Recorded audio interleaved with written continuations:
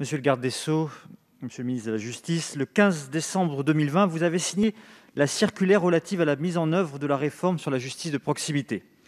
C'est une grande avancée pour tous nos territoires et notamment pour les habitants du quartier de Barbès, du quartier de reconquête républicaine du 18e arrondissement. Malgré les efforts déployés depuis de nombreuses années par la police nationale et tous les acteurs locaux, les habitants de ce quartier de reconquête républicaine constatent que l'espace public reste massivement en prise à la délinquance et au trafic de drogue. En parallèle, de nombreuses plaintes d'habitants, lorsqu'elles sont effectivement déposées, ne sont pas instruites et ne font parfois pas l'objet d'un suivi plusieurs années après leur dépôt. Cela empêche ainsi tout moyen d'action contre la délinquance. Si le travail exceptionnel de la police est visible sur le terrain, les efforts qu'il déploie n'aboutissent pas toujours à des résultats tangibles. Cela s'explique en partie par le fait que les poursuites judiciaires et sanctions ne sont pas toujours exécutées rapidement, laissant intact le sentiment d'impunité. La réforme relative à la justice de proximité va permettre de remédier à ces situations et apporter des réponses concrètes face aux incivilités et à la petite délinquance du quotidien. Elle va permettre notamment le recrutement supplémentaire de personnel dédié à la justice de proximité, la promotion des interdictions de paraître ordonnées par le procureur de la République et enfin le développement de nouveaux partenariats avec les acteurs locaux. C'est le cas par exemple du dispositif d'intérêt général, du casse tu répares, tu salis, tu nettoies, qui est désormais inscrit dans la loi. Ce dispositif de lutte contre les incivilités est une peine rapide, utile, de réparation et efficace contre la récidive. Ces nouveaux leviers sont essentiels et doivent être salués. Nos concitoyens attendent maintenant des résultats. Ainsi, pouvez-vous nous indiquer dans quelle mesure ces effectifs supplémentaires seront affectés en priorité sur le traitement judiciaire des affaires de ces quartiers de reconquête républicaine et si ces nouvelles alternatives aux poursuites judiciaires seront mises en œuvre rapidement? Je vous remercie. Merci beaucoup, chers collègues. La parole est à monsieur le garde des Sceaux, ministre de la Justice. Merci Madame la Présidente. Monsieur le député Pierre-Yves Bournazel, question essentielle parce qu'elle taraude en réalité nos compatriotes. Comment on règle cette question de la délinquance de basse intensité qui pourrit littéralement la vie de nos concitoyens?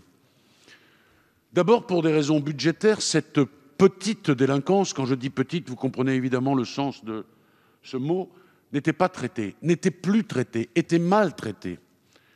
Nous avons, grâce au budget que vous avez voté, dégagé suffisamment de moyens pour mettre en place la justice de proximité. En matière pénale, c'est 1000 personnels supplémentaires qui ont été affectés dans toutes les juridictions. En matière civile, parce qu'il faut aussi songer aux civils, c'est un plan d'embauche de 1000 personnes que nous sommes en train de réaliser. Jamais la justice n'avait été dotée, depuis au moins 25 ans, de tels moyens. Quand nous avons dit cela, bien sûr, il y a la réponse rapide. Je vais citer Dimitri Houbron, qui a repris cette formule à de nombreuses reprises quand il était à la tribune. L'idée, c'est tu casses, tu répares, tu indemnises. Et tout ça dans un temps très très court. Nous sommes passés de 18 mois pour permettre à la justice de sanctionner à des délais extrêmement courts, extrêmement brefs. Et nous avons, vous le savez, dans le cadre de la justice de proximité, doublé, et ça n'est pas rien, le nombre de délégués du procureur. À titre d'exemple, chez vous, monsieur le député, le tribunal judiciaire de Paris a bénéficié de 35 renforts de juristes assistants et renforts de greffe. Bien sûr, il appartient au chef de juridiction d'affecter les personnels en fonction des besoins. Et naturellement, la chancellerie ne peut pas intervenir pour dire que tel ou tel personnel sera affecté à tel ou tel type de traitement de la délinquance. C'est ainsi, par exemple, et c'est un exemple que j'entends rappeler ici, que certains procureurs ont décidé d'affecter un juriste assistant à la relation entre le parquet et les élus locaux qui, parfois, étaient un peu perdus et n'obtenaient pas de réponse judiciaire, de conseils, notamment lorsqu'il est question de décider d'un rappel à l'ordre, qui était une mesure qui était sans aucune solennité. Nous avons fait en sorte, dans certains parquets, qu'il y ait un représentant du procureur de la République quand le maire décide d'une telle mesure. Ces effectifs sont opérationnels depuis décembre et nombre d'initiatives locales visent notamment la mise en œuvre des alternatives que vous avez évoquées et qui sont absolument essentielles pour ce traitement rapide de la délinquance de basse intensité. Et j'ai l'honneur de vous annoncer qu'un premier bilan sera dressé d'ici la fin du mois.